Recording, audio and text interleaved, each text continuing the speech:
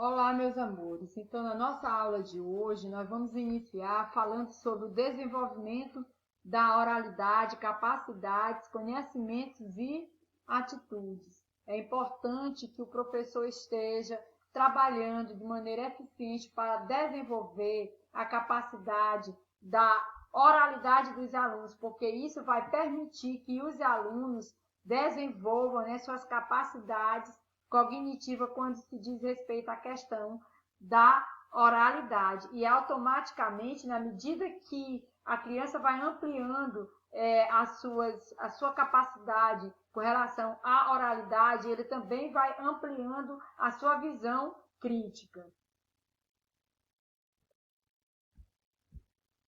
Assim, o que seria a linguagem oral? Então, o desenvolvimento da linguagem oral é algo que precisa ser objeto de trabalho intencional e sistemático no processo de alfabetização. A criança necessita ampliar seu vocabulário, aprender a redigir, aprender a argumentar, falar de modo claro sobre o que pensa, dentre outras capacidades a serem desenvolvidas. Como nós podemos perceber aqui, uma das capacidades essenciais para tornar a criança em um ser que possa estar redigindo texto, aprendendo a argumentar. No ato de aprender a argumentar é justamente o ato de ampliar a sua visão de mundo, seus conhecimentos e automaticamente a sua criticidade. Então, na medida que o aluno desenvolve a sua oralidade, ele também vai estar ampliando o seu vocabulário, né? Tornando, então, aí possível uma interpretação, uma compreensão, uma forma de expressar de maneira mais argumentativa, porque vai ampliando o seu repertório linguístico. Também vai aprender a redigir melhor textos, aprender, como nós já falamos, a argumentar, a falar de modo claro, né, sobre o que pensa, e esse pensar deve ser estimulado que seja de maneira crítica, dentre outras capacidades que a linguagem oral permite que a criança desenvolva. Dialogando com os PCNs. Ensinar a produzir textos orais significa, sobretudo, organizar situações que possibilitem o desenvolvimento de preparação prévia e monitoramento da fala. Então, na medida em que você vai estar possibilitando essa questão de estar produzindo textos orais, isso vai, então, preparando previamente o monitoramento da fala. E a partir de então, quanto mais se desenvolve a fala da criança, quanto mais se desenvolve a questão da oralidade da criança, isso possibilita que a criança possa estar ampliando seu repertório linguístico e também sua visão crítica. Desta forma, as capacidades comunicativas dos alunos, de maneira prévia, devem ser observadas. Por isso que se coloca aqui, né, que de acordo com os PCNs, a partir do momento que se trabalha, que se ensina a produzir textos orais, você vai, sendo possível, desenvolver atividades que possam estar observando as capacidades comunicativas dos alunos, e essas capacidades comunicativas partem dos conhecimentos prévios dos alunos, para a partir daí ampliar esses conhecimentos prévios, o oferecimento de referenciais modelizadoras, de referências, na verdade, modelizadoras, que é justamente o ambiente do leitor propiciar contato do leitor, né, com diversos textos, livros, ali sempre de acordo com sua faixa etária, os parâmetros da situação de comunicação, que é justamente a língua como prática social, que a mesma é um processo de interação que preconiza a vida social dos alunos, a progressão coerente dos conteúdos.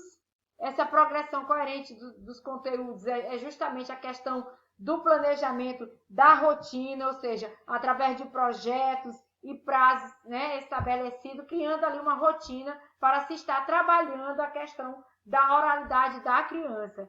Reintrodução dos componentes em novas atividades, introduzir, trabalhar sistematicamente e consolidar esse processo, né, de textos orais para que os alunos possam se desenvolver bem melhores e de forma mais significativa. Então, planejar e falar em situações formais. É necessário aprender a planejar a fala, né? Planejar a fala em situações formais. O que é necessário? É necessário aprender a falar, né? Aprender a planejar a fala, assim como é preciso um planejamento diário em nossas vidas, até mesmo a forma da gente estar, né, se expressando de maneira formal, é preciso ter um planejamento da nossa fala. O professor deverá orientar os alunos, então, oferecendo e discutindo roteiros e critérios de avaliação e autoavaliação, sugerindo o uso de recursos auxiliares que podem facilitar a compreensão dos ouvintes, com cartazes, figuras, transparências em retroprojetores, data show e etc. Deve-se levar em conta o planejamento da fala. Então, no ato de se levar em conta essa questão do planejamento da fala, temos que observar o seguinte: os objetivos de quem fala, as expectativas e disposição de quem ouve, o ambiente em que acontecerá a fala. E requer também propostas lúdicas eficientes para este momento, né? Pode ser simulação de jornais falados, entrevistas e debates na TV e no rádio, realização de entrevista com pessoas da comunidade escolar ou extraescolar, apresentações em eventos escolares que envolvam outras turmas e até outros turnos, festas, torneios esportivos, desfiles, sorteios, campanhas. Então, tudo isso aí vai estimular o processo de oralidade das crianças. Então, realizar com pertinência a tarefa cujo desenvolvimento depende da escuta atenta à compreensão. O desenvolvimento da oralidade inclui não apenas a capacidade de falar, mas também a capacidade de ouvir com compreensão. Essa capacidade é crucial para a plena participação do cidadão na sociedade. É preciso saber ouvir e entender os jornais, da TV, do rádio, as entrevistas, as declarações de políticos e governantes, as demandas e explicações dos companheiros e superiores no trabalho. Então, é importante estar desenvolvendo esse processo da fala da criança juntamente com a questão, né, do ouvir, para que a criança também desperte aí o seu processo de compreensão. Na medida que a criança fala, ouve bem, né, aquilo que está sendo falado pelo companheiro, isso vai ajudar muito a questão da sua capacidade de interpretar e automaticamente depois daí interpretar textos, como bem colocado aqui, jornais de TV ou jornais impressos, né, as entrevistas, as declarações de políticos, as demandas e explicações de companheiros e superiores no trabalho. Ou seja, dentro do processo de comunicação é preciso falar, mas também aprender a ouvir para que o processo de compreensão e interpretação seja significativo. Esta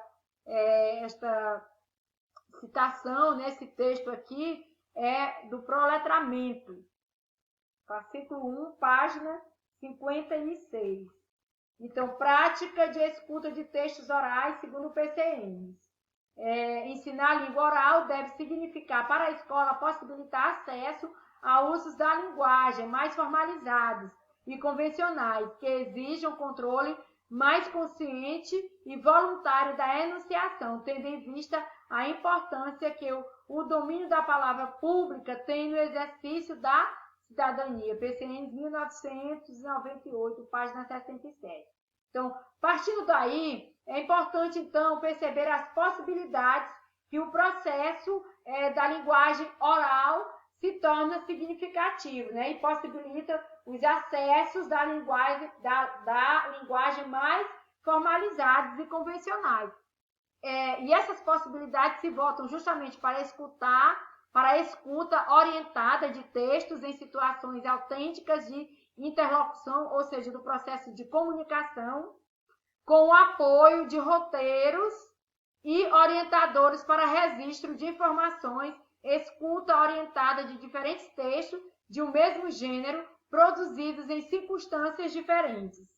Atividades que podem ser desenvolvidas nas salas de aula: ouvir e compreender narrativas, contos, notícias, poemas, causos e etc. Reconstrução oral de contos e narrações.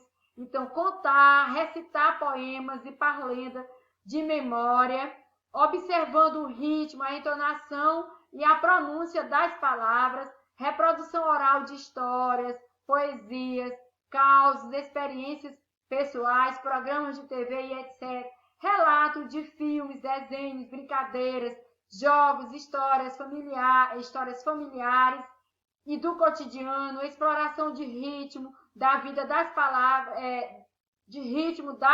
palavras, repetindo, exploração de ritmo da rima das palavras e alterações, transmissão oral de recados, avisos e informações. Todas essas atividades e outras mais vai possibilitar o processo da oralidade da criança bem mais eficiente.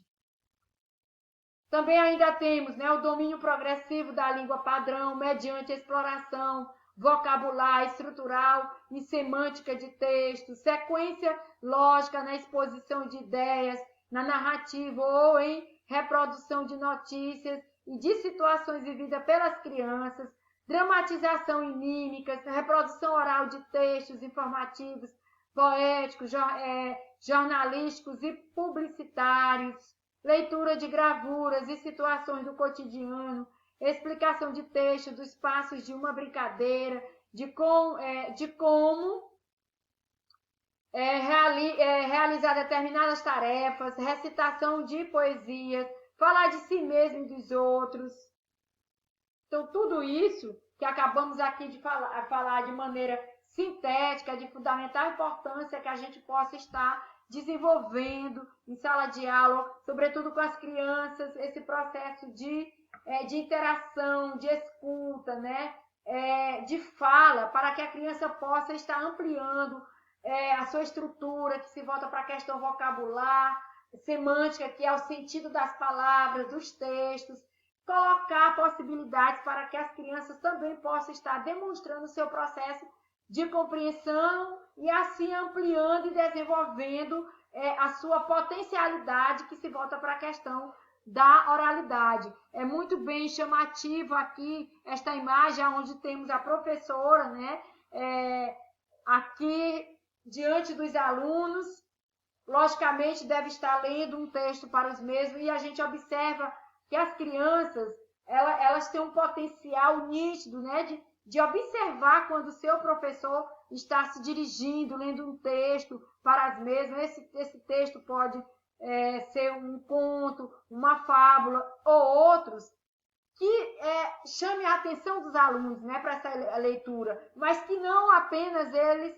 só ouçam essa leitura, né, que eles também possam estar opinando, demonstrando a sua interpretação, mesmo quando ainda não sabem escrever convencionalmente, do que eles estão compreendendo daquele texto ali que está sendo lido para eles, né? E aí, a partir do que eles estão ouvindo, eles também desenvolver ali e demonstrar o seu entendimento diante do que foi lido, né? Através da escuta daquele texto oral, eles também possam estar colocando a sua compreensão oral do texto ali trabalhado com as crianças. Então, meus amores, espero ter contribuído positivamente aqui para este assunto, para ampliação vocabular através da oralidade das crianças. Então, até o próximo estudo.